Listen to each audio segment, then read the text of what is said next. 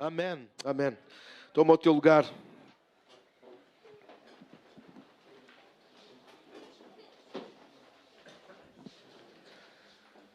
Hoje quero partilhar-vos uma mensagem que se chama Da Graça à Desgraça. Estava a ver se alguém se reagia, mas não. Ainda ninguém experimentou, ainda ninguém passou por isso, ok? Se a mensagem se chamasse Da Desgraça à Graça, provavelmente alguns de nós iríamos reagir. Vou dizer outra vez. Se a mensagem se chamasse Da Desgraça à Graça, seria melhor.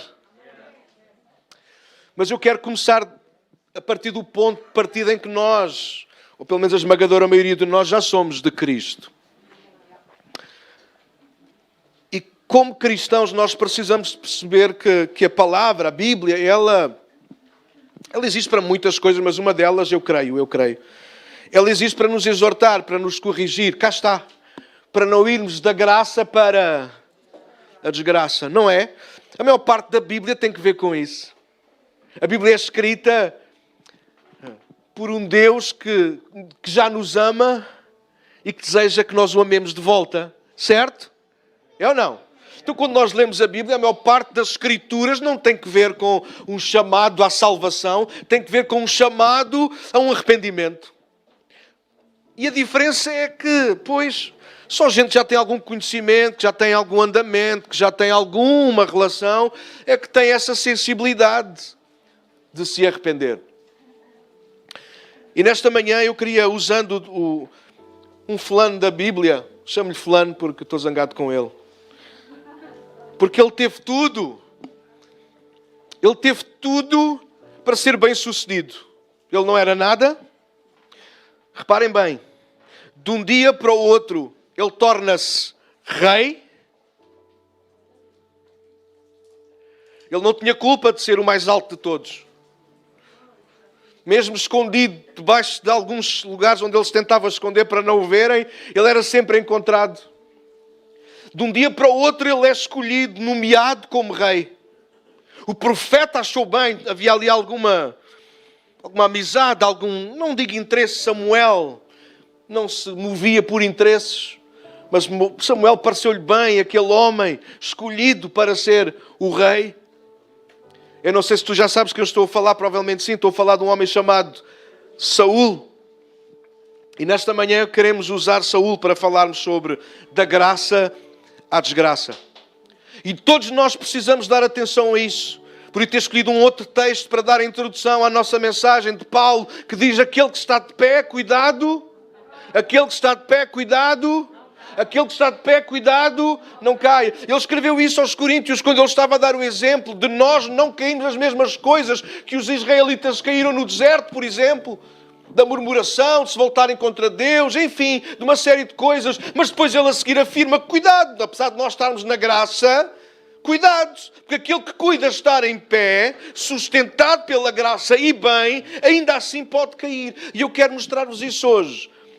Até para alguns que talvez acham que não se perde a salvação, eu creio que não é essa a nossa linha, e não acho que nenhum de nós tem essa dúvida. Mas da mesma maneira que nós alcançamos a salvação pela graça, nós podemos vir a perdê-la pela desgraça. A graça é o favor imerecido de Deus, aquilo que nós não fizemos para merecer, mas Ele fez em nosso lugar. Ele fez por nós, Ele fez para nós. Mas ao desprezar aquilo que Deus é e aquilo que Deus faz e aquilo que Deus pede de nós, nós podemos estar a cair novamente na desgraça. Por isso eu hoje trouxe um escadote que não é meu, mas eu prometi-lhe que o ia tornar famoso.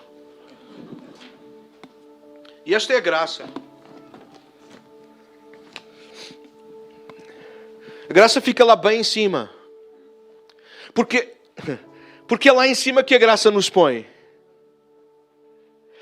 Paulo escreveu aos Efésios no capítulo 2 e diz que agora, por causa dele ser tão rico em amor, ele nos fez assentar com Cristo nas regiões celestiais. Claro que isto é apenas uma posição espiritual, não é de facto uma cadeira que existe em algum lugar místico, mas fala-nos de nós entendermos que agora não estamos mais em baixo, como há pouco a nossa Sara nos lembrava na palavra, mas agora estamos em cima, não por causa dos nossos méritos, mas por quem Ele é. Por causa da sua graça. A graça salvou-nos e a graça colocou-nos aonde era impensável, alguma vez pelos nossos próprios méritos, nós chegarmos. E ouçam, igreja, nós não podemos esquecer isso. Se somos alguma coisa, somos-lo por causa da graça. Se há milagres que têm acontecido e irão acontecer na nossa vida, eles são fruto da graça. Se hoje nós podemos ter esta casa com a comunidade que temos, com o conforto que temos, é por causa da graça. Se hoje nós olhamos e temos ainda a nossa família connosco, é a graça. Se hoje nós podemos olhar para o futuro com alguma alegria, com esperança, se não fosse a graça de Deus, nós estaríamos irremediavelmente perdidos. Não era a lei que nos iria salvar. Não era um Cristo sem a graça que nos iria salvar. Se Cristo, houve convites de ouvir, se Cristo viesse sem a graça, Ele teria vindo para nos condenar. Mas por causa da graça, eu não sei se vocês exultam com isto, mas por causa da graça o Filho do Homem não veio para condenar, mas para salvar e buscar o que se havia perdido. A graça. 1 Samuel capítulo 15. Os versos 22 e 23, muito conhecidos da nossa praça. Vocês podem acompanhar, diz aí Samuel falar com Saúl. O que agrada mais ao Senhor? Holocaustos e sacrifícios ou obediência à voz dele?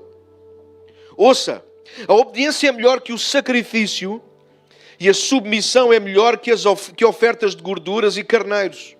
A rebeldia é um pecado tão grave quanto a feitiçaria e persistir no erro é um mal tão grave quanto adorar ídolos. Assim como você rejeitou a ordem do Senhor, ele o rejeitou como rei. Estas são palavras de Samuel para Saúl. A história de Saúl é tão interessante como intrigante, se nós quisermos ler assim. O povo pediu a Samuel um rei como os outros povos tinham. Capítulo 8 fala sobre isso.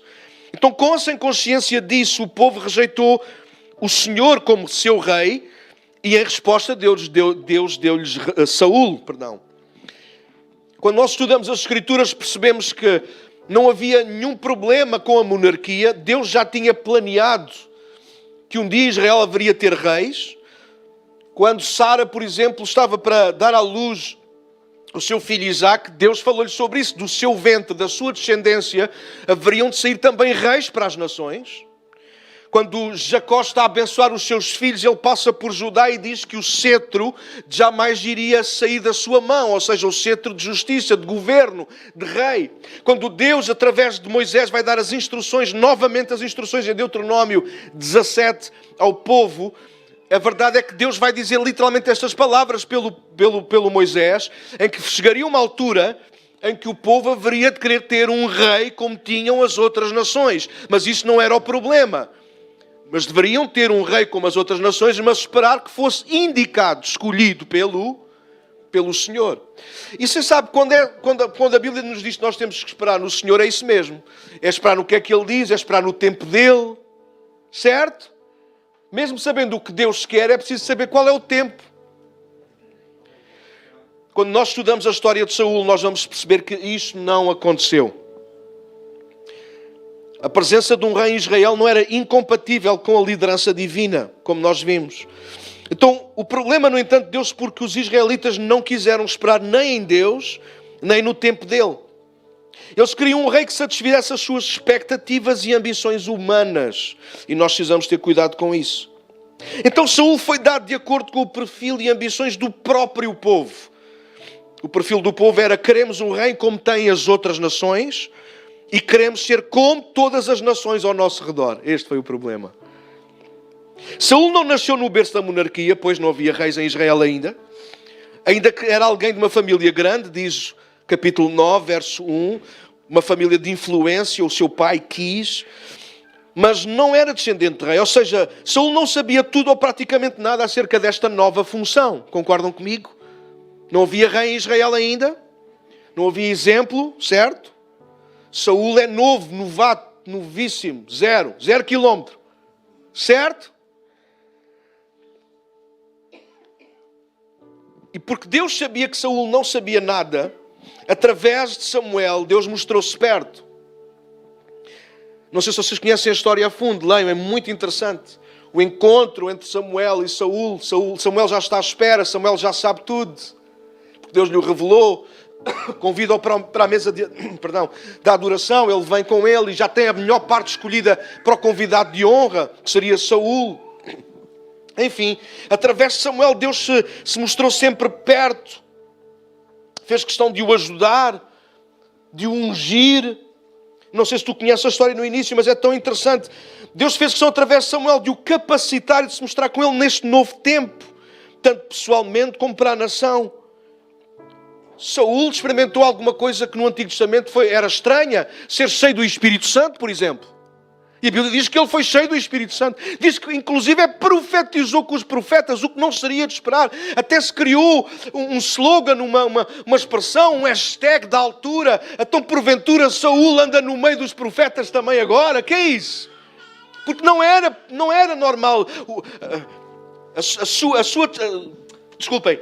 Saul descendia não de profetas, portanto não fazia sentido, não fazia qualquer sentido como é que aquilo poderia acontecer, mas poderia acontecer, aconteceu. E é aqui que nós entramos novamente no nosso escadote e na graça. Saul é um homem normal, a fazer a sua vida normal. Um jovem que não teve culpa, como o nosso André, que cresceu mais uns centímetros. Parece aqui o nosso Rodrigo, não é, irmã Alzira? Ainda passa o André. Para cima, para o lado. Rodrigão, se depois vires isto, um abraço para ti. Não cortes nenhum dedo. Ele não tinha culpa, mas de repente a verdade é essa. Os olhos de Deus caíram sobre ele.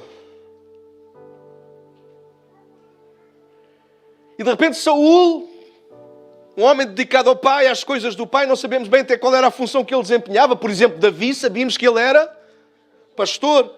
Saul, nós nem sequer sabemos ao certo o que é que ele fazia. Vamos dar com ele à procura das jumentas que se perderam. Bom, mas de repente a graça caiu-lhe em cima. O favor imerecido de Deus caiu-lhe em cima. Agora Saul deixava de ser um homem normal para ser especial. Deixava de ser um homem ordinário, vulgar, para ser um homem extraordinário. E eu pergunto, não é isto que a graça faz na nossa vida? Não é isto que a salvação em Cristo nos faz agora? Pessoas vulgares, perdidas, manipuladas pelo pecado, condenadas ao inferno, mas agora por causa da graça nós ficamos, nem sabemos como é que isto aconteceu. Às vezes eu não sei vocês, mas eu falo por mim, às vezes eu ainda fico meio abananado. Como é que é possível um Deus tão bom olhar para um homem tão ruim como eu? Vocês concordam com eu ser ruim, eu sei.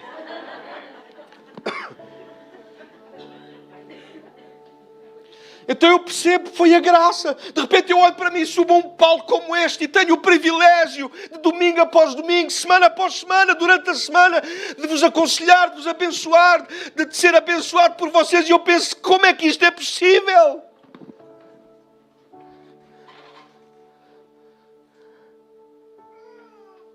Mas quem sou eu? Tu nunca te questionas sobre isso. Eu estou bem resolvido com a minha identidade em Cristo. Mas puxa, eu sou honesto, eu ainda sou carne, eu sou fraco, eu sei quem sou.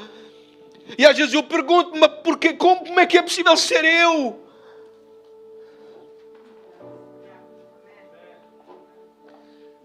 Saul, vamos dizer assim, de um dia para o outro, como dançou aqui a tribo tão bem na nossa festa de Natal e no primeiro domingo do ano, lembram-se? E o véu da graça caiu sobre a nossa vida. Nós não fizemos nada. O véu da graça ainda hoje está estendido. véu da graça é apenas uma ilustração, é apenas uma imagem, não é? O véu não é uma... A graça não é um véu, não é? Mas imagina, esse manto glorioso de Deus, essa graça, ela ainda está estendida sobre nós. E essa graça veio sobre nós para nos colocar em lugares altos. Nos tirar das trevas para a sua luz, nos tirar do reino das trevas para o reino do Filho do seu amor, nos tirar da morte para a vida. A graça fez isso e ainda hoje faz isso. A graça tirou Saul de uma vida normal e colocou-o no destino, na direção, no percurso de Deus para a vida dele, para um destino extraordinário. Saul merecia? Não. Nós merecemos.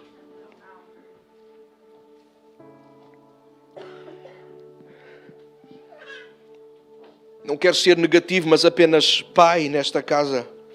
E nós precisamos chamar a nossa atenção. Porque é um facto e de uma forma assim já resumida. Saul começou aqui. Se tu conheces a história, sabes que infelizmente Saul terminou lá embaixo. O texto que nós lemos diz que Deus o rejeitou. E é uma frase forte da boca de um Deus de tanta graça. É preciso sermos muito cobardes, orgulhosos e rebeldes para Deus ter que dizer: não há mais nada que eu possa fazer. Também não deve haver frase mais triste na boca de um pai ou de um filho, que é: não há mais nada que eu possa fazer. Eu sou trazê-lo desta forma e motiva de propósito, porque Deus não rejeita ninguém, Deus não faz exceção de pessoas. Mas em alguns momentos, algumas pessoas o rejeitam. E quando nós rejeitamos a Deus com a nossa postura, com a nossa atitude, então Deus vê-se obrigado a aceitar a nossa rejeição, rejeitando-nos de volta. Isto faz sentido na nossa cabeça, sim ou não? Alguém está baralhado? Levanta a mão que eu explico outra vez. Deus não rejeita ninguém, mas a nossa atitude, postura, por vezes, faz com que nós rejeitemos o Senhor. E quando nós o rejeitamos, Ele é obrigado a ter que nos rejeitar de volta. Porque Ele não nos obriga ao abraço, Ele não nos obriga a viver para Ele, Ele não nos obriga a estar na Sua presença, Ele não nos obriga a fazer a Sua vontade. O problema de Saul, creio eu, é o nosso ainda de hoje. Alimentamos demasiado o que somos sem Cristo e deixamos morrer à fome o que deveríamos ser em Cristo e para Cristo. Às vezes preocupamos demasiado com coisas com as quais não nos deveríamos estar a preocupar tanto.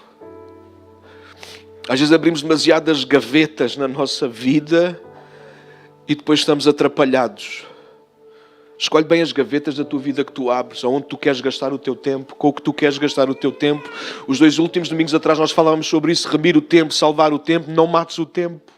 Não te embriagues, não sejas nécio, não sejas insensato, mas discerne qual é a vontade de Deus para a tua vida. Seja cheio do Espírito Santo, permite que a lavagem do Espírito retire as toxinas e vivas de uma forma honesta, sincera, não perfeita, mas totalmente consagrada ao Senhor. Saul não é o único na Bíblia, não é a única história na Bíblia, vá lá, negativa. Podemos lembrar aqui Sansão, que viveu toda a sua vida em contramão daquilo que era a vontade de Deus, sempre a desafiar os limites, sempre, e acabou mal, morreu como um dos inimigos. Judas foi tão triste consigo próprio, que diz que não encontrou dentro dele lugar para arrependimento e tirou a própria vida. Cuidado, não desperdices a tua vida, não morras antes do tempo. Saul ensina-nos que é possível, infelizmente, sairmos da graça em direção à desgraça outra vez. E deixa-me mostrar-te rapidamente nesta manhã. Quando eu digo rapidamente, significa que são no mínimo 1h30. Saul ensina-nos, o seu exemplo, melhor assim, o que nós não podemos fazer nem ser para não descairmos da graça jamais e cairmos em desgraça. Há 3 inimigos, pelo menos, que eu descobri na vida de Saul, que estão aliados uns com os outros para nos derrubarem da graça, fazerem-nos cair, tropeçar e cair por aí abaixo. E são eles que tomam nota: a cobardia, o orgulho e a rebeldia. E nós vamos encontrar os três a governarem a vida deste governante. E às vezes nós estamos a culpar o diabo de tudo. E sim, ele é responsável por muito, mesmo muito, do mal que nos acontece. Mas ele não é o culpado de tudo. Ele é responsável por tudo o que é mau no mundo, sem sombra de dúvida. Mas ele não é o culpado de tudo o mal que nós fazemos. De todas as más escolhas que nós fazemos. Lembra-te disto, igreja. E mesmo que não sejas igreja, ouve com ouvidos de ouvir. A graça está à disposição de toda a gente. A graça é a chave em simultâneo da porta, em simultâneo do caminho que nós agora podemos percorrer. A graça é o próprio Cristo. Cristo é a graça. E não há ninguém que nos possa impedir de ir a Cristo, de estar em Cristo e viver com Cristo e para Cristo. Quando nós queremos em Cristo, quando nós aceitamos Cristo, quando nós confiamos nele, quando nós nos arrependemos dos nossos maus caminhos e nos voltamos para Ele, então nós começamos a usufruir. Aliás, já é a graça. Mas depois de fazermos isso, nós começamos a usufruir da graça e nós ficamos lá em cima. E nós passamos a esbardalha de que isso é que era muito fixe. Ainda para mais ficava mesmo gravado, não era? E quando nós estamos em Cristo, é aí que nós estamos, na graça, lá em cima. Não significa que não sentimos o que os outros sentem, que não passamos pelo que os outros passam, que não temos as mesmas dores, as mesmas renites e uma chatice. Mas significa que apesar de todas essas coisas, nós continuamos lá em cima. Obrigado pelo vosso amém. Só mesmo a contar até 10 a ver se eu caio, não é? Não é fantástico perceber a vida que Deus preparou para nós, igreja? Que apesar de ficarmos doentes, apesar de termos problemas, apesar do nosso dinheiro também acabar, o vosso também acaba? Não. Pelo menos pensei que era uma prova do Senhor na minha vida. É porque eu uso o cartão. Eu disse, não, pela fé vai estar sempre lá o mesmo valor. Mas depois quando eu te vejo no saldo não está. E eu penso, Senhor, por favor, não proves mais, já aprendi a lição. Mas não, ok, toda a gente vai, o dinheiro também sai, mas a gente continua na graça, sim ou não? A gente está lá em cima. Às vezes a saúde é pouca, mas continuamos lá em cima. Onde é que foste buscar forças? Na graça. Mas o dinheiro não chegava e agora chegou. Como é que isso aconteceu? Foi a graça. Mas as coisas da tua casa não avariam. Bom, por falar nisso, na minha avariam. Não sejam ricos, não tem graça nenhuma. Esta semana foi o ferro de engomar. Foi a máquina de lavar roupa. Sou eu que não tenho melhoras. Mas isso tudo acontece, mas isso não nos tira do lugar em que Cristo nos fez assentar, igreja, na graça. Mas infelizmente, há posturas que às vezes nós vamos tomando na vida como Saúl, que nos vão fazer descair da graça. E nesta manhã eu quero trazer-vos esta palavra para vos encorajar. Ou voltarem a subir os degraus, ou aguardarem-se de os descer. Então, primeiro, caímos em desgraça quando a cobardia nos governa. Há um ano e tal atrás, eu falei sobre medo aqui nesta igreja. E é interessante que o medo e a cobardia e o medo, eles andam muitas vezes par a par. Descobri, acho eu, não sei se estou certo ou não, mas acho que sim, que nem todos os medrosos são cobardes, mas todos os cobardes são medrosos. Vá ficar a pensar nisso, anda lá, veja a igreja aqui, só vens para aqui para cantar e quem não. Nem todos os medrosos são cobardes. Há pessoas que têm medo, mas têm coragem. Porque coragem não é a ausência do medo. Coragem é mesmo com medo a gente avançar para onde tem que avançar e ponto. Não precisa escrever isto, que isto não é da mensagem de hoje, filha. Mas descobri que todos os cobardes o são porque são medrosos. Nem todos os medrosos são cobardes, mas todos os cobardes são medrosos. Então o medo é importante para nos alertar e parar em alguns momentos. Mas para nos governar e guiar, não, claro. Já a cobardia, descobri que não serve para nada, a não ser nos deitar no chão, humilhar e manter lá. Todos precisamos da dose certa de medo em determinados momentos. Contudo, abrir espaço para o medo e sermos controlados por ele pode ser trágico. Não há nenhum texto que indique que Saúl teve medo, Mas há vários textos que sugerem que ele dominou Israel pelo medo. E isso é revelador do que controlava o coração de Saul. Se não era dominado pelo medo, era governado pela cobardia. Saul escreveu: está recheado de medo e revestido de cobardia. E sabemos isso porque, segundo o apóstolo João escreveu, quem tem medo é porque teme o castigo, e isso mostra que ainda não experimentou plenamente o amor de Deus. Saul não viveu nem o amor, nem no amor de Deus. A vida dele demonstrou isso. Lê a história de Saul e tu vais perceber isso. Saul não era um homem que amava porque nunca se deixou amar. Até na sua relação com o filho, ele até ciúmes teve do próprio filho. Ele tinha ciúmes de tudo e de todos. Ouçam, aprendam que esta é de borda e também não faz parte dos apontamentos. Gente ciumenta é gente que não se deixa amar. O amor mantém-nos seguros. Vou dizer só mais uma vez. O amor mantém-nos seguros, malta que é casada. Os teus ciúmes são ridículos, ou então os teus ciúmes são fruto de tu não amares ou não te deixares ser amado. Quem ama não tem medo de perder nada. Saul era alguém assim. Um cobarde pode não se encolher por fora, mas também nunca enfrenta os inimigos. Um cobarde cala-se diante dos inimigos, mas grita enfurecido entre os seus, onde não há ameaça, gerando clima de medo, insegurança, desespero e guiando à desgraça. Saul fez isto. No capítulo 11 de 1 de Samuel, encontramos a primeira vez que Saul tem que agir como chefe superior dos exércitos de Israel. Os amonitas ameaçaram os habitantes de uma pequena cidade chamada Jabes-Gileade, e a notícia chegou a Saul. Ele estava no campo a trabalhar com 2 bois, e quando soube das ameaças, diz o texto que ele despedaçou os bois, partiu-os aos pecados, e enviou as partes para todo o povo, ameaçando que quem não se juntasse a ele na batalha, o mesmo aconteceria aos seus bois ou bens. Quando eu li isto, eu fiquei aterrorizado, e não foi comigo. Imaginem o nosso rei, o nosso presidente, por estar debaixo da ameaça de outro país, em vez de nos inspirar a ir à batalha pela nossa nação, ele iria nos infligir ainda mais medo. Imaginem como é que o povo não sentiu na alma. Já estavam a ser ameaçados pelos de fora e agora estavam a ser ameaçados pelos de dentro. Sabe quem faz isto? Cobardes. Lembra-se, pergunto, quantos conhecem a história de Davi e Golias? Pergunto, quem era o rei nesses dias? Saul. Onde é que estava Saul nessa batalha? Eu vou-lhe dizer onde estava: nos aposentos. Sabe quem era o primeiro homem que deveria se ter apresentado diante de Golias? Era Saul. E depois então esperar que algum da tropa dele o honrasse e dissesse: não, meu senhor, não és tu que vais morrer, se tiveres que morrer sou eu que vou em teu lugar. Era assim que funcionava. Mas onde é que estava Saul naqueles dias? Cobarde. Mas ouçam, e quem é cobarde inspira a cobardia.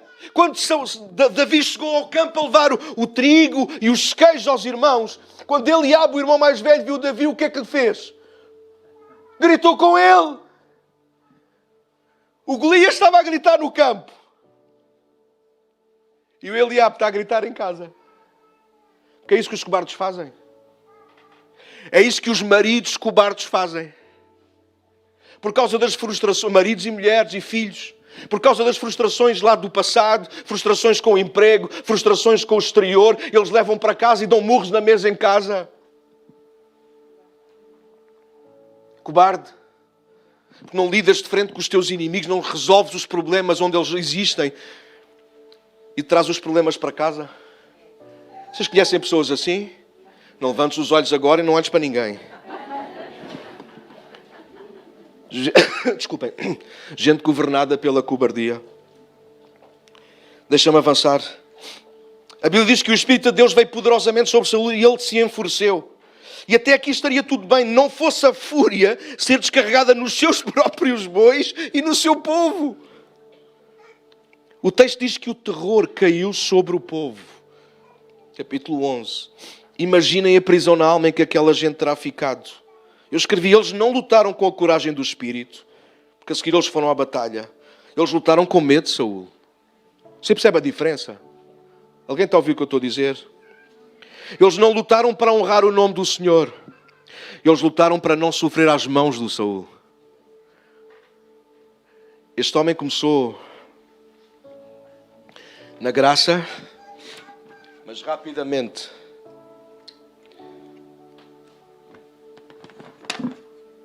ele desceu para o degrau da cobardia. Quem é que está a ser ameaçado pelos inimigos? Você conhece gente assim? Este é por brincadeira, mas não deixa de ser cobardia e estupidez na mesma. Sabe aqueles homens que ficam tão danados pelo seu clube de futebol perder que partem a televisão em casa?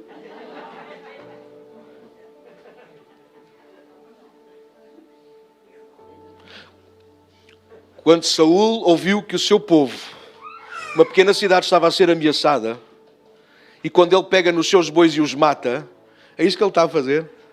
Ele está a partir a televisão em casa. Ele está a estragar tudo em casa. Ele está a meter medo ao povo que a seguir quer levar para a batalha com ele. Alguém está a ouvir aquilo que eu estou a dizer?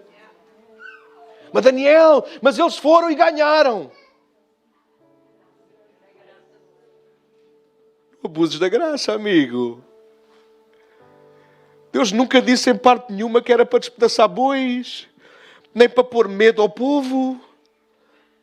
Mas eles ganharam, não interessa. Ganharam porque foi isto. Ganharam porque é graça. Ou quando tu cometes erros, não os assumes, não os tratas, e ainda assim parece que ganhas, és armado em campeão. É a graça. Isso não vai durar para sempre. A minha graça não vai contender para sempre com o homem. Abre a pestana, Tana. Vai chegar um dia, como Sansão, em que a força não vai estar lá. Vai chegar um dia em que o Cristo não vai estar tão perto como estava antes.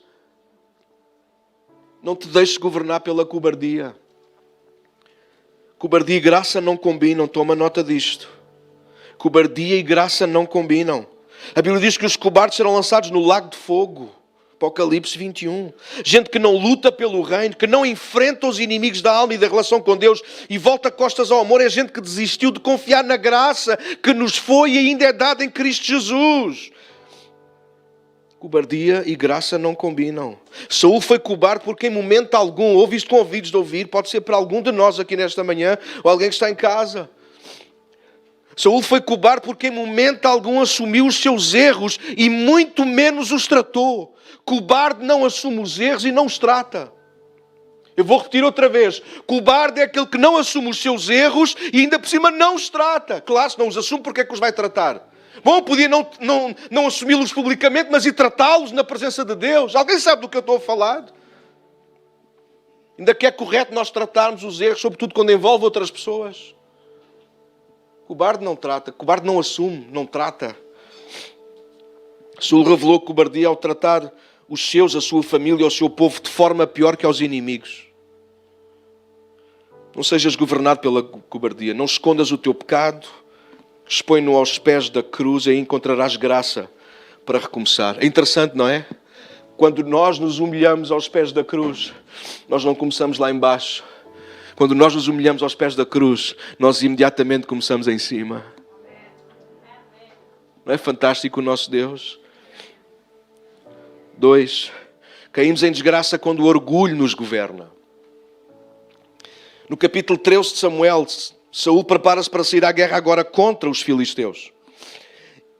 E Saul está tão seguro de si mesmo que convoca um número reduzido de soldados e dá-se ao luxo de mandar o restante para casa. O texto diz que os filisteus fizeram exatamente o oposto. Trouxeram o máximo de soldados e armamento possível e Israel viu-se em apuros. Teve que fugir, esconder-se para não ser destruído e dizimado pelo inimigo.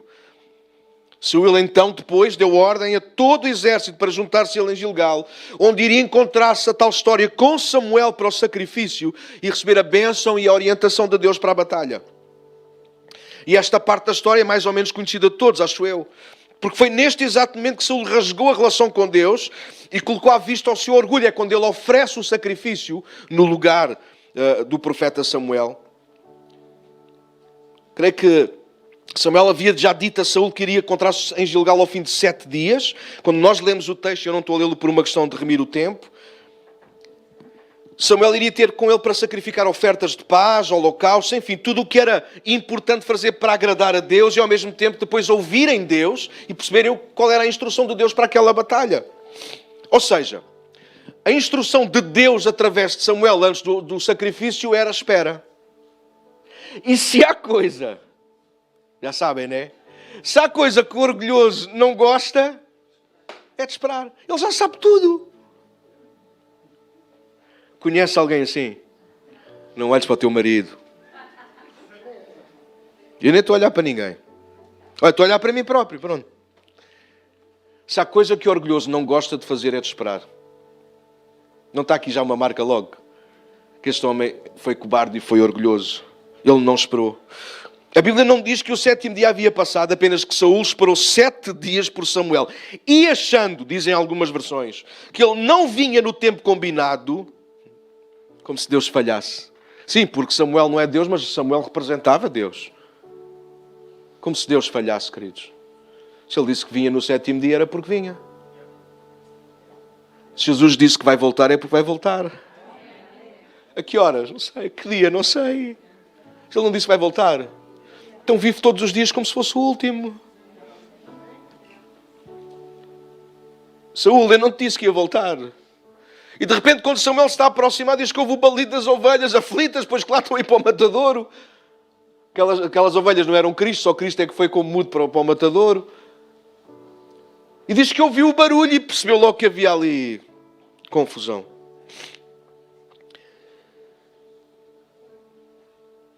Saúl avançou com a oferta. Saúl avançou com o sacrifício. Saúl avançou com aquilo que não era para ele fazer.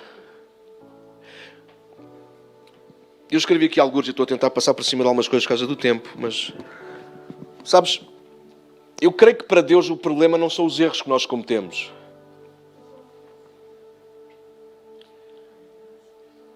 Mas é muitas vezes na cobardia e no orgulho nós não os assumirmos e tratarmos. Repito outra vez isto, porque acho que é tão importante e de Deus para os nossos dias. O texto que nós temos em mão agora, este capítulo 13, fala sobre isto. Em momento, Débora, em momento algum, esta alminha, chamada Saúl, em momento algum, ele pediu desculpa. Leiam o texto. A Bíblia está escrita para nós a lermos. E não tirar só os versículos que a gente gosta e que acha que são importantes. A gente tem que ler a história e perceber como é que a minha vida é refletida ali, ou o que é que eu posso aprender dali. Em momento algum, este senhor pediu desculpa, mostrou qualquer ponta ou pinga de arrependimento. Quando lemos o texto, vocês sabem o que é que nós vamos encontrar no texto? Achei que tu não vinhas. Primeiro, logo. Samuel, isto são... Não, o relógio está deste lado. Isto são horas. Para já... Você sabe aquela pinta de pessoa que é? Se eu errei porque tu chegaste atrasado. Toma... Já está resolvido o problema. Mas, o texto diz mais outra coisa. Para além de achar que tu nem sequer vinhas, o exército estava em pulgas. Eles estavam ansiosos. Dirá outras palavras idênticas. Procurem, confirmem. Não vai eu estar aqui a pregar heresias e inventar histórias. Então, porque tu chegaste atrasado, porque o exército estava aflito, eu fiz má vida. Se lá tivesse o filho da Maria Joana, que sou eu, perguntava, olha lá amigo, mas não sabes que não devias ter feito isso? Sei. Tipo, a que é que fizeste? Porque o Samuel chegou atrasado e o exército estava-me a empurrar. Conhece alguém que é assim, orgulhoso, ao ponto de nunca mudar o seu discurso, nunca assumir... Ia dizer uma palavra que não se diz no púlpito, que é uma palavra alentejana. Começa com P, acaba em A e no meio e tem OR. É que em nenhum momento Saúl... Eu estou a fazer... Bora lá. Em vez dos casos já devia ter trazido um espelho para a gente estar a ver, não é?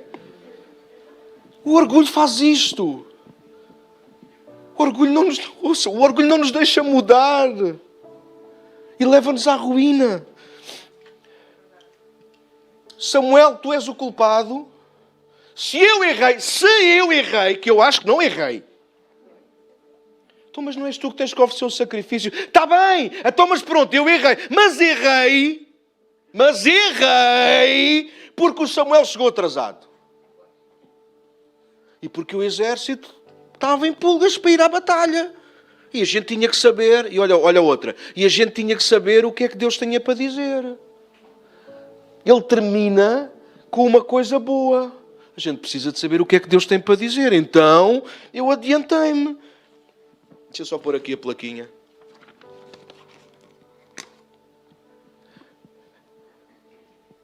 Então, eu adiantei-me. Não sei se tu conheces gente assim. Eles nunca assumem. Eles estão sempre certos. Mesmo quando estão errados e quando estão a fazer coisa errada. E ainda conseguem pôr lá pelo meio uma coisa, aparentemente uma chave bonita. Uma frase daquelas. Nós precisávamos saber o que é que Deus queria. Então esperavas que viesse o Samuel. O exército estava ansioso. Não era tu ires cometeres um erro que irias acalmar o... Alguém percebe do que eu estou a falar? Saúl só deu desculpas, amigos. E este é um dos maiores sinais dos cobardes e orgulhosos. Eles dão desculpas, mas nunca pedem desculpa. Eles têm uma desculpa para tudo, mas eles nunca pedem desculpa por nada. Então, dar desculpas e fugir às responsabilidades é um sintoma evidente de pessoas cobardes e orgulhosas. Escrevi aqui mais à frente: dar desculpas é alimentar o nosso orgulho e matar à fome a nossa alma. E se há coisa onde a graça quer trazer paz, descanso, é a alma. E se há coisa que o diabo nos quer fazer onde nos quer fazer inchar é no orgulho. Já pensaram nisso? Gente de Deus é gente cheia de graça na alma. Gente sem Deus é gente de orgulho inchado. E vamos ao último, para a gente ir embora. Caímos em desgraça quando a rebeldia nos governa. E eu chamo-lhe, olha, pode ser a rebeldia, pode ser o último estágio mesmo que nos deixa mesmo lá em baixo, não é? Um bonito. Belo escadote. O texto que lemos no início foca aquilo que foi o golpe fatal, aliás, que Saúl aplicou em si mesmo, a rebeldia. Ser rebelde é ser um resistente e opositor consciente e intencional a Deus e à sua vontade e bondade. Nós não podemos, quanto mais nós resistimos à vontade de Deus e à sua bondade, mais estamos a descair da graça.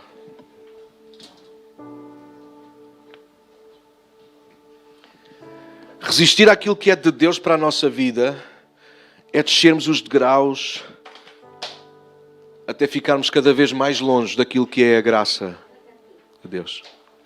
Olha, um exemplo muito bonito sobre isto é a história do filho pródigo. Quantos conhecem a história do filho pródigo? O filho saiu de casa, o pai impediu? Não. Aliás, antes dele sair de casa, ele tinha tudo com o pai. O que ele pediu ao pai recebeu. Quando ele quis sair de casa, o pai impediu. Não sabe, é uma história inventada, mas imaginemos então, seguindo o fluxo de Jesus. Teve muito tempo fora, o tempo suficiente para gastar a fortuna, passar fome. Alguma vez o pai foi à procura dele. Pastor, onde é que está a graça aí? No mesmo sítio onde aquele rapaz a deixou. A graça não acabou. A graça não o rejeitou, mas ele rejeitou a graça que era oferecida no pai. Quando o filho voltou, foi abraçado? Foi abraçado? Foi vestido de novo? Recebeu sandálias nos pés? Recebeu um anel no dedo? Entrou em casa e houve festa? A graça acabou? A graça mudou? O que é que mudou? E a pergunta para nós nesta manhã, quase antes de fechar, é: onde é que nós estamos? Mais perto da graça ou mais longe? No dizer de Samuel, ser rebelde é conhecer o erro e ainda assim persistir nele. Não é que não estamos a ser rebeldes, igreja? E no dizer do próprio Deus por Samuel, o pecado da rebeldia é tão grave ou pior ainda do que Quase todos juntos.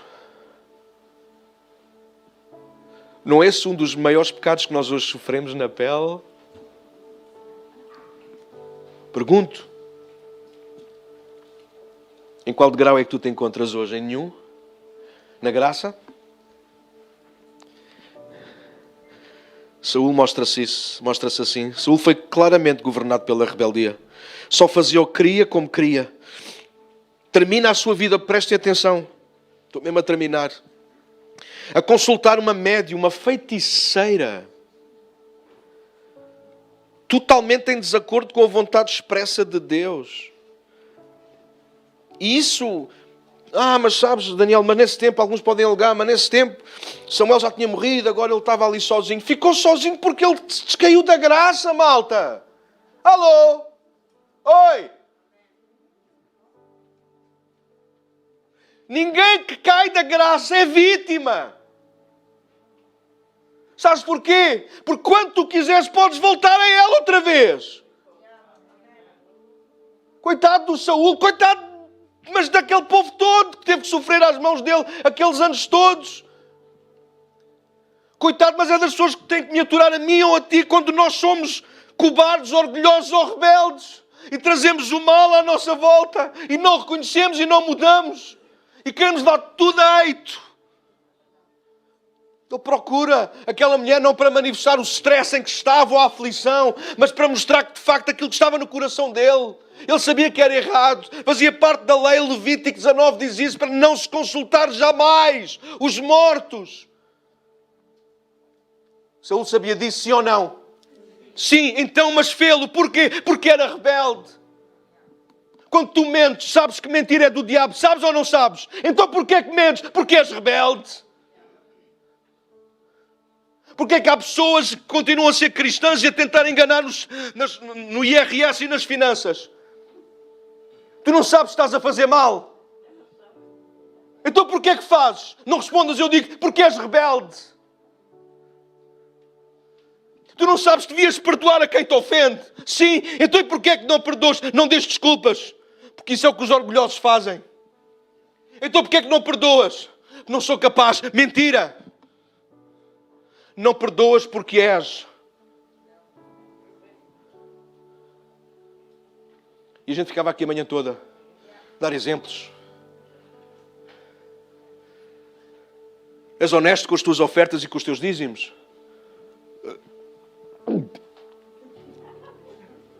Pessoal, ninguém tem nada a ver com isso. Cala a boca, ninguém tem nada a ver com isso o quê? Sabes quem é que responde assim? Cobardes, orgulhosos e rebeldes. Quem não tem nada a esconder, quem é leal, é um livro aberto, tem problemas com isso. Se tu roubas a Deus, tu enganas o povo, tu enganas o pastor. Portanto, olha, posso dizer a verdade, a César Mourão, já te esbardalhaste esta escada toda abaixo.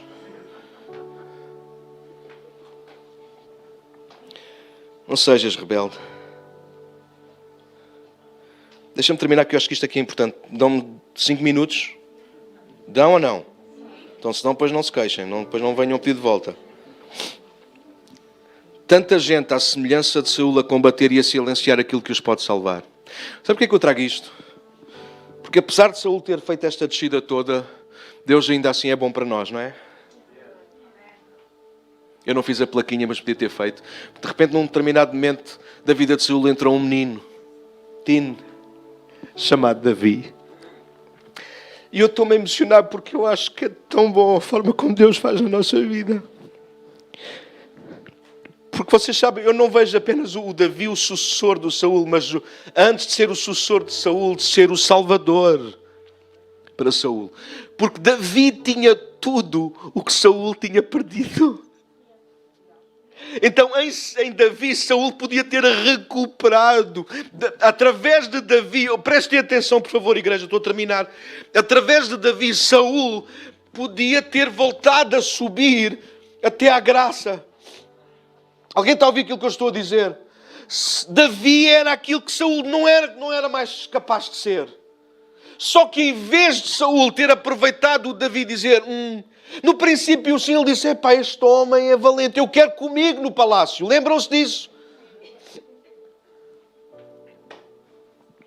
Mas Saul nunca subiu as escadas. Saul nunca voltou à graça. E não demorou muito tempo e começou a ver em Davi alguém que o podia ajudar, salvar, inspirar. Viu nele uma ameaça e começou a persegui-lo. Perseguia-o. Davi escreve isto, creio, em alguns dos seus salmos. Perdoem-me se não for, mas sei que está. Davi descreve-se como um cão vadio a fugir dentro da própria casa. Porque um homem que começou na graça nunca deixou que a graça tomasse conta da vida dele. Você sabe pessoas que acham que têm a graça na mão quando deveria ser a graça deles a eles? Alguns de nós somos assim, estamos a dizer e sim, e amém. E achamos que isto está garantido. Não, eu trouxe o escadote de propósito. Nós não precisamos fazer nada para ser salvos, nós não precisamos de subir nada pelos nossos méritos para ser salvos. Mas ouçam a igreja, e eu disse no início que estava a falar para gente cristã. Ouçam, mas se por acaso nós desquimos da graça, sim, nós não perdemos a nossa salvação. Mas nós precisamos fazer a nossa parte para voltar a subir. Não para conquistar a graça, mas para nos colocarmos no lugar, outra vez, de onde nós próprios saímos. Não queriam mais nada. Cada vez que a gente se esbardalha, lá vem o Senhor, pega-nos ao colo e põe-nos lá em cima. A gente esbardalha-se. Não, isso a gente faz isso aos bebés. E até uma certa idade, porque a partir de uns certos meses a gente deixa-os cair e depois eles que se levantem, que é para eles aprenderem a dar a volta. Mas os olhos dos pais estão lá. Isso não significa que há ausência de graça. Significa que os olhos dos pais estão lá. Se houver uma aflição, se ele não se conseguir virar, a mãe e o pai estão lá para dar a mão. É isso que a graça tem feito. Então, nesta manhã, deixa-me terminar com isto para não te roubar mais espaço. Como é que nós derrotamos os inimigos da graça? Primeiro, a gente precisa de coragem. A Bíblia diz que Deus não nos deu um espírito de medo, de cobardia, mas de poder, de coragem.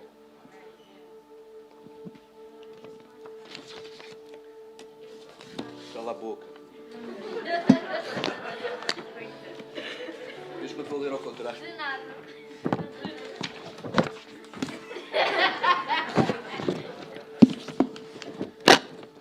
E agora? Bom. Nós precisamos de coragem para vencer a cobardia. E começar a viver em direção a Cristo. É preciso coragem. Eu tenho estado a perceber isso. Ser cristão é preciso ser gente de coragem. Assumir aquilo que a gente defende.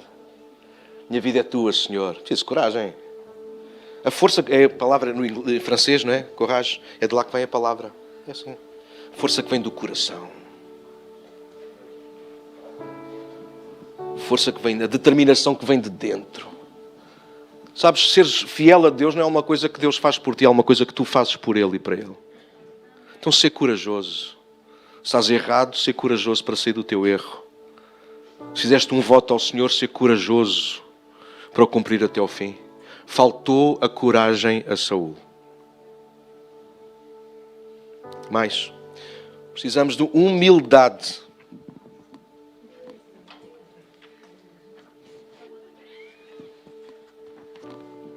E vá lá não ter erros. Precisamos de humildade para silenciar o orgulho que teima em gritar dentro da nossa alma. O Senhor dá graça aos humildes, malta, mas aborrece os orgulhosos. Percebes porque é que às vezes a nossa vida não vai a lado nenhum? Por ser orgulhoso não é gritar muito. Ser orgulhoso não é espalhar brasas. Ser orgulhoso é simplesmente não ser humilde o suficiente para submeter àquilo que é de Deus. Há muita gente caladinha, que não faz mal a uma mosca, mas lá por dentro eles são orgulhosos, eles não mudam. Ser humilde hoje. Não descaias da graça. Volta à graça. Finalmente, precisamos de obediência. Como é que se derrota a rebeldia? Eu vou dizer como é que se derrota a rebeldia. Derrotando o eu. Sabes como é que se derrota o eu? Sendo obediente. É por isso é que o pastor diz muitas vezes, cala a boca. Porque cala a boca significa isso. É para fazer faz, meu. Cala a boca. Ser obediente. A rebeldia cala-se perante a nossa obediência. Se há coisa que o diabo quer fazer de nós, é rebeldes. É gente que não É gente que não obedece nem por nada. É gente que só faz o que quer, quando quer, o que lhe parece bem. Então, nesta manhã, não descaias da graça. Não sejas orgulhoso, cobarde nem rebelde. Saul governou a sua vida e os seus com estas 3 infelizes qualidades. Não é assim que muitas das vezes nós estamos a viver a nossa vida? Com um bocadinho dos 3, ou com os 3, ou com tudo junto, ou só com um. A Bíblia diz que pecado não é só fazer as coisas erradas. E às vezes nós não pregamos tanto sobre esse texto. Os Romanos diz isso. Nós pecamos e muito quando sabemos o que devíamos fazer e não fazemos. E aí chama-se rebeldia. Se eu sei que devo estender a minha mão para abençoar alguém e eu não faço, então estou a ser rebelde. E eu queria que esta palavra rebeldia ela ficasse não marcada no nosso coração para nos influenciar, mas para nos corrigir. Malta, às vezes achamos que só um homem como Saul consultou uma média que foi rebelde. Não. No nosso dia-a-dia, infelizmente, há tantos crentes a serem rebeldes. Deus diz vai pela direita e a gente vai pela esquerda. Deus diz cala-te e a gente ainda grita mais alto. Deus diz fala agora e a gente diz agora não. Alguém sabe do que eu estou a falar? São formas de rebeldia. E nós aqui na terra vamos medindo os nossos pecados com réguas, não é? O teu é maior, o meu é menor. Mas sabes que o pecado no céu é sempre igual? Então nesta manhã sejamos corajosos. Eu sei que vocês não vão gostar do que eu vou dizer. Mas nós infelizmente somos muito mais parecidos com Saul do que aquilo que nós pensamos. E termino como começa o primeiro texto. Deus o rejeitou.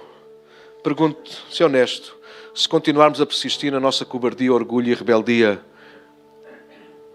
não estamos nós já a rejeitar o Senhor? Não podemos nós correr o risco de ser rejeitados também por Ele?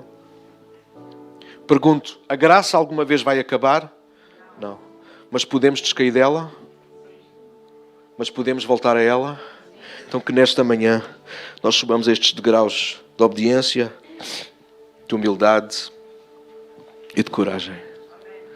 E nos aproximemos com ousadia da presença do Senhor, onde ainda há graça, onde ainda o Senhor se chega a nós, onde Ele nos abraça. Se Saul se tivesse arrependido, não haveria graça para ele? Se Judas estivesse arrependido, não haveria graça para ele? Não há pecador que a graça não possa alcançar. Mas a graça não pode obrigar nenhum pecador a chegar-se a ela. Então nesta manhã, se tens descaído da graça, é muito sério que vai fazer assim. Se tu tens descaído da graça, esta manhã, aceita a palavra de Deus e volta à graça. O teu lugar não é fora da graça, o teu lugar é na graça. Porque é com ela que tudo aquilo que Deus falou para a tua vida vai acontecer. Todas as suas promessas vão acontecer na tua vida por causa da graça. Não vivas fora dela, não sejas independente da graça. Não sejas cobarde, orgulhoso nem rebelde. Ser corajoso, ser humilde e ser obediente. Fica de pé comigo nesta manhã. Queria que este momento fosse solene e sério. Eu não conheço toda a gente, como não sei toda a gente que está online a ver-nos, ou irá ver-nos depois. E a igreja que fechasse os seus olhos, nós estamos mesmo a terminar. E que ninguém se distraísse agora.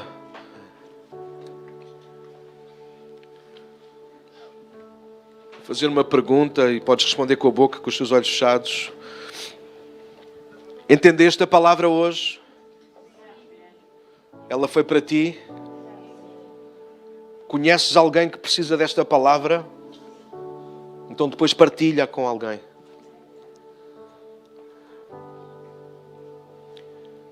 Eu não conheço toda a gente, como eu estava a dizer, aqui nesta sala, lá em casa.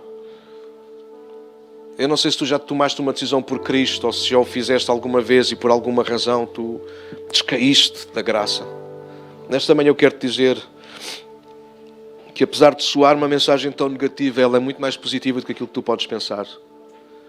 É possível viver na graça sempre e para sempre. A questão aqui a aprender hoje é nós não podemos confiar em nós próprios, depender de nós próprios como Saul fez. Isso faz-nos descair e perder-nos da graça.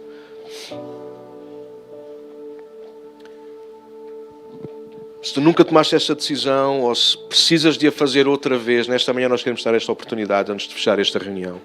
Se tu desejas aceitar Cristo como teu Salvador, como teu Senhor, se desejas arrepender dos teus pecados, se desejas recomeçar de novo na graça, eu gostava que no lugar onde tu estás, tu pudesses apenas levantar a tua mão, apenas para eu ver, apenas, não é nada místico, apenas numa de concordar e orar por ti. Já vi lá atrás, podes baixar, já vejo aqui à frente também. Há mais alguém nesta manhã que gostaria de dizer, Daniel, ora por mim. Sim, eu não estou mesmo na graça. Tenho pensado nas coisas muito na minha força, feito muito na minha força e, de facto, sinto-me muito mais cansado. Eu quero voltar a estar nos lugares celestiais com Cristo, nesse lugar que Ele preparou para mim. Quero ser perdoado. Mais alguém, rapidamente, no lugar onde tu estás, levanta o teu braço, se for o caso. E ali alguém atrás, vi aqui mais alguém outra vez. Podes baixar também, já vi. Mais alguém? Uau, igreja é dia de manhã de festa, consegues celebrar nesta manhã. Yes, vamos aplaudir a Deus nesta manhã por estes irmãos, estas pessoas. Eu não sei se na tua casa nesta manhã também estás a fazer a tua decisão. Vou pedir à igreja para fechar os seus olhos, nós vamos orar juntos. Vou pedir para toda a gente levantar a voz, vão repetir comigo a oração.